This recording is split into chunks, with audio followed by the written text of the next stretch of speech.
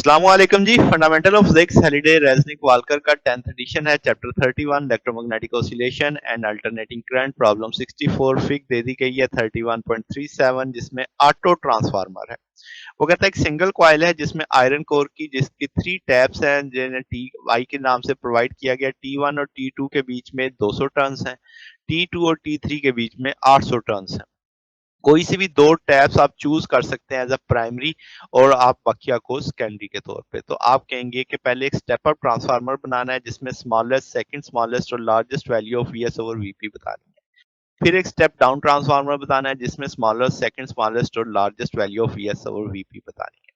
तो पहले step up transformer के लिए हम बात करते हैं। स्टेप अप के लिए आप कहेंगे स्मॉलेस्ट वैल्यू, जो पहला ऑप्शन है वीएस ओवर वीपी में, तो हमने T2 ओवर T3 को प्राइमरी ले लेते हैं, T1 ओवर T3 को सेकेंडरी ले लेते हैं। स्टेप अप है ना, तो इसका मतलब सेकेंडरी पे नंबर ऑफ टर्न ज्यादा होनी चाहिए, तो ऊपर SNS आएगा, सेकेंडरी की नंबर ऑफ टर्न ऊपर आएंगी। तो आपके पास वो देखें, मैंने ले लिया T1 T3, तो ये इनके बीच में 200 इधर था, 800 इधर था, टोटल 1000 हो जाएगा। नीचे V23 आ जाएगा, ये स्मॉलेस्ट वैल्यू 1.25 की आ जाएगी।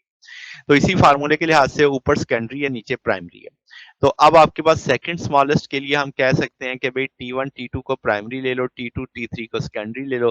तो अब आपके पास इससे मैक्सिमम, इससे ज्यादा वैल्यू लानी थी, तो वो आ जाएगी आपके पास, ये ऊपर आपके पास सेकेंडरी की नंबर ऑफ टर्न्स आ गई, नीचे प्राइमरी की नंबर ऑफ टर्न्स आ गई, ये 4 आ जाएगा। अब लार्जेस्ट की बात करें तो रेशियो छोटी होनी चाहिए।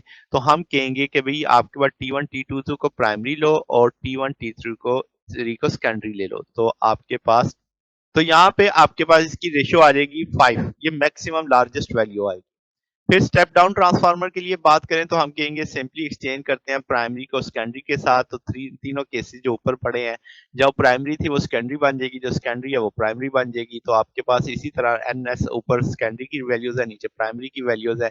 अब चूंकि स्टेप डाउन है तो सेकेंडरी की नंबर ऑफ टर्न्स कम होनी चाहिए, तो आप देखेंगे ऊपर नंबर ऑफ टर्न्स कम है, नीचे नंबर ऑफ टर्न्स ज्यादा है। तो स्मॉलेस्ट वैल्यू तो अभी होगी जब नीचे सबसे ज्यादा वैल्यू आए, तो यही पॉसिबिलिटी है। तो अब आपके पास 0.2 आ जाएगी इसकी रेशियो। फिर सेकंड स्मॉलेस्ट के लिए अब आपके पास, आप इसी को हम कह सकते हैं कि भाई T2 T3 को प्राइमरी ले लो, T1 T2 को सेकेंडरी ले लो, तो ये 0.25 आ जाएगी। लार्जेस्ट वैल्यू लेनी है तो ऊपर भी वैल्यू बड़ी होनी चाहिए, तो ये 0.8 आ जाएगी। तो ये हमारे पास सोल्यूशन है जनाब। अगर आपको इसमें कोई बात पूछनी हो, डाउट हो, नीचे कमेंट्स में पूछ सकते हैं। वीडियो अच्छी लगी हो तो वीडियो को लाइक कीजिएगा, दोस्तों के साथ शेयर कीजिएगा, चैनल को सब्सक्राइब कर दीजिएगा। अब तक के लिए इतना ही, बाकी इंशाल्लाह नेक्स्ट देखेंगे। ओके, अल्लाह हाफिज।